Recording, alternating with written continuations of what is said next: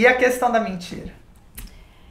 Muito comum, né, nos diversos ambientes, desde o ambiente familiar, o ambiente escolar. A mentira, habitualmente, todos nós podemos mentir em alguma situação. Muitas vezes mentimos para evitar um constrangimento, não passar uma vergonha ou até mesmo ganhar um status diante de uma situação. E isso a gente vê, né, na escola, às vezes tem criança que vai mentir para não sofrer um bullying, por exemplo. Não, é melhor eu falar que meu pai tem isso do que eu, né, sofrer o bullying, todo mundo ri. A mentira é um mecanismo de defesa, É né? um dos mecanismos de defesa. Eu não sei se é verdade, mas dizem que a gente mente o tempo inteiro. Todo dia a gente mente alguma coisa. Isso. O habitual é que todo mundo em alguma situação possa mentir, mas a grande questão é que quem mente pontualmente, no final, muitas vezes a pessoa pode se sentir culpado, pode ficar ali com aquela coisa reverberando. Ai, por quê? Por que isso? Por que eu menti? Não foi legal? E acaba tendo um sentimento de culpa. Na psicologia, o que é que a gente vê? As pessoas que mentem de forma compulsória, isso se configura como um transtorno de personalidade.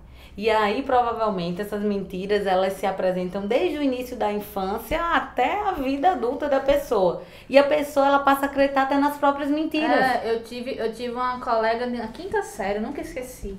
Ela inventava umas histórias sobre o pai dela, totalmente, assim, fantasiosas. E a gente acredita... Eu era ingênua na época, lógico. E ela dizia, porque meu pai vai viajar e vai comprar toda a mobília da casa. E aí ela disse, vocês querem que eu compre alguma coisa pra vocês? Aí eu lembro que ela prometeu um monte de coisa pro pessoal da turma. E depois ela disse que tinha tido um acidente, que as coisas tinham caído do avião. Inventou uma lorota lá. E aí a professora veio conversar com a gente, mas assim, era recorrente as mentiras. E hoje, analisando, eu fico pensando o que é que ela estava escondendo, né? Porque a gente não tinha uma pressão, não tinha tipo uma competição de quem tem um pai melhor ou mais rico. Mas ela se sentia na necessidade de estar inventando. Assim. Talvez existisse pra ela, né, essa competição. Sim, e ela acreditasse ali na história que ela estava criando. Né? Porque isso sim vai se configurar como um transtorno, precisa ter um acompanhamento psicológico. Mas e o teu filho mente e tu faz o quê? Como é que você dá bronca, você castiga? O que é que fez aquela criança mentir? A grande questão vai estar aí. E aquele que não abre de jeito nenhum? Se ele não abre de jeito nenhum, é porque em nenhum momento houve abertura naquele núcleo familiar. Quando você tiver um filho, você tiver a vivência, e aí eu pego principalmente, né, os discursos dos pais de crianças que eu já acompanhei, de quando dizem, ele não fala nada.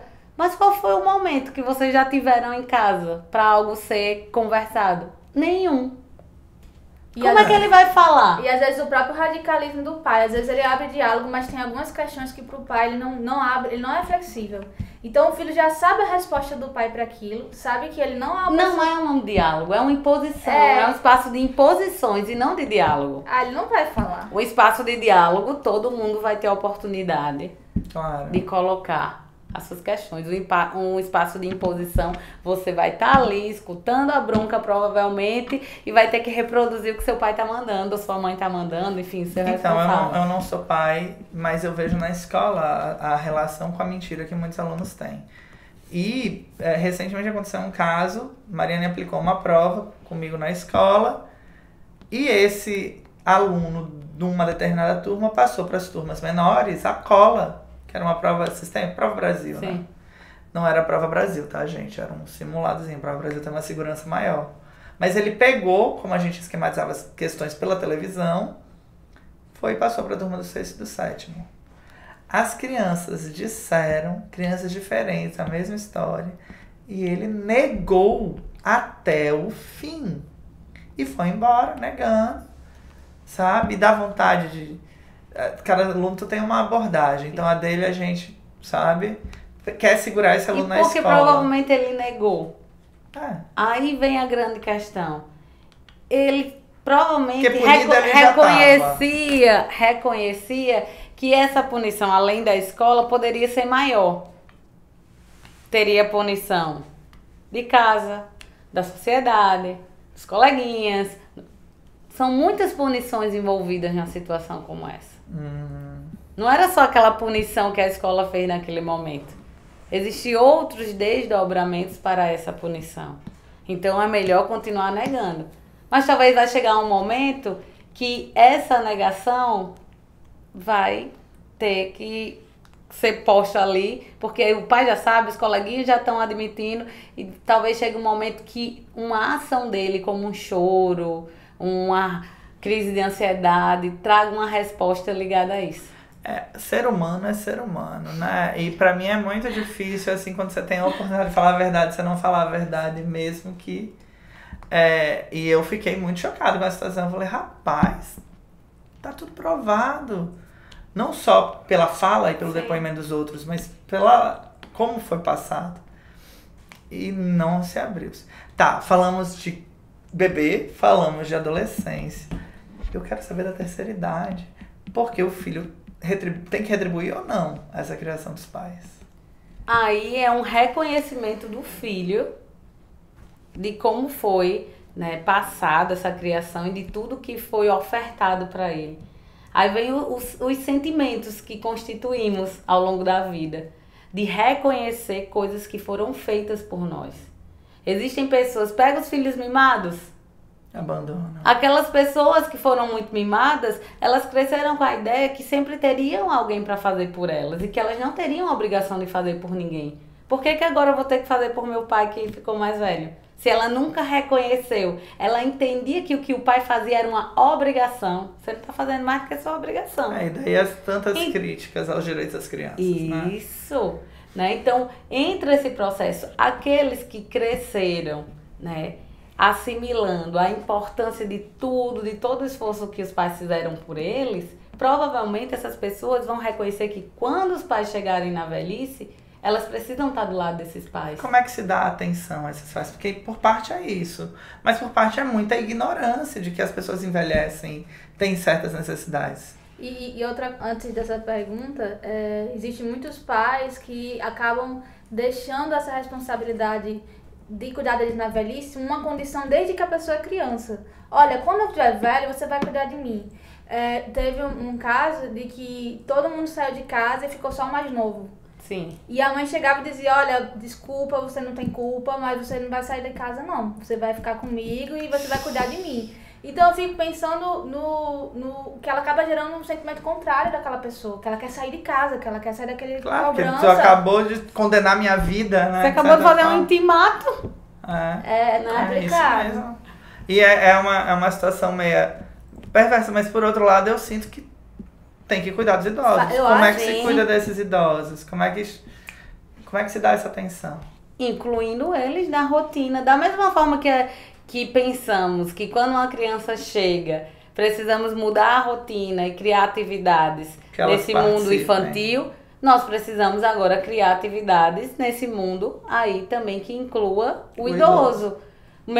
O meu pai poderia gostar de ir pra balada comigo, só que agora as condições físicas dele não permitem que ele esteja lá.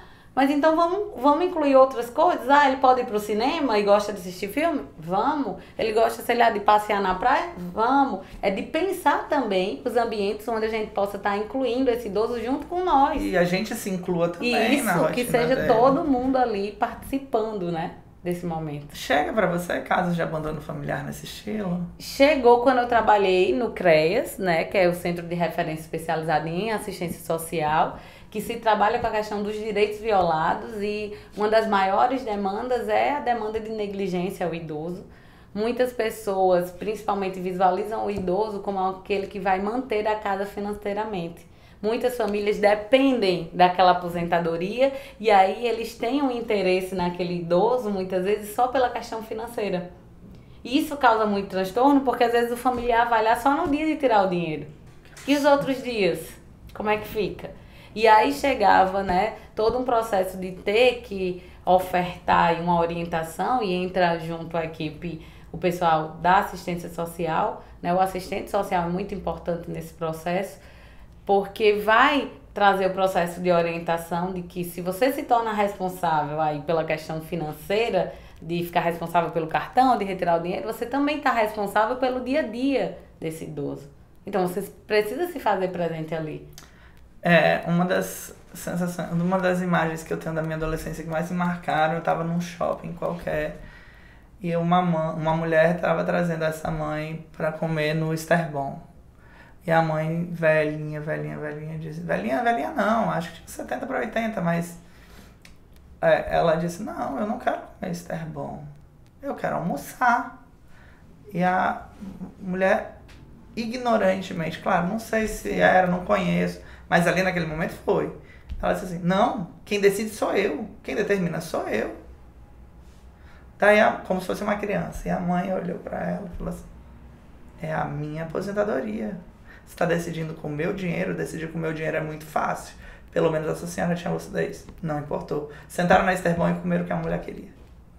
E eu me senti assim, extorquido e impotente, sabe? Porque roubaram a minha chance de falar E não é por acaso que as pessoas dizem que quando se chega na velhice é como se a gente estivesse retomando a infância. Uhum. Muitos dos idosos, eles perdem esse poder de decisão sobre si, mesmo tendo lucidez. E de autonomia. E de autonomia, porque ficam reféns, muitas vezes, desses filhos.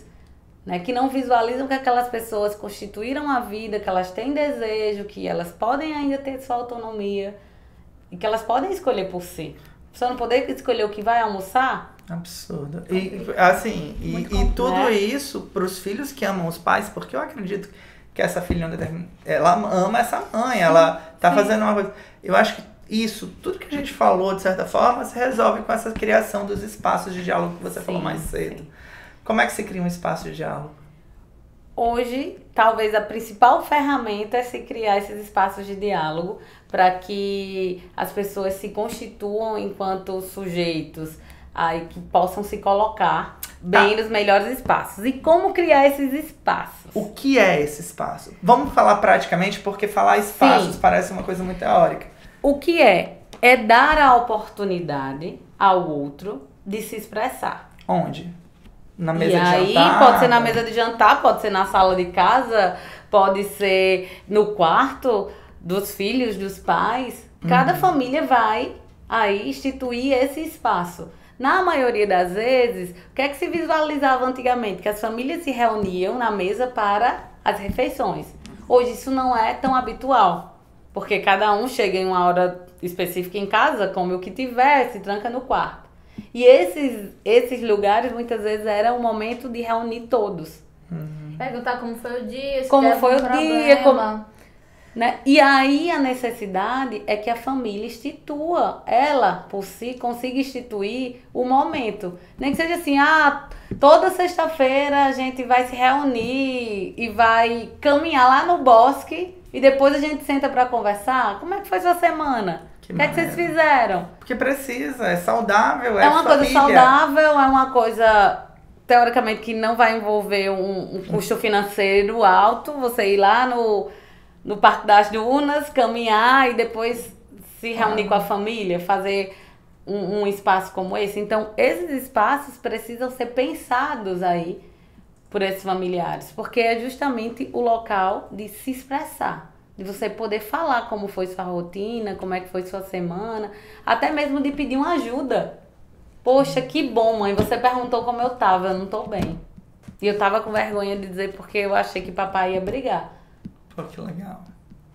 É isso, acho que o diálogo é o caminho para tudo. Olha, muito, muito obrigado. De nada, um prazer enorme. Muito prazer ter você aqui. E que tem outras oportunidades, né? Sim. Pessoal, tá as redes sociais da Elida aí para vocês entrarem em contato. Por favor, se inscrevam no canal. Até a próxima. Tchau! Tchau!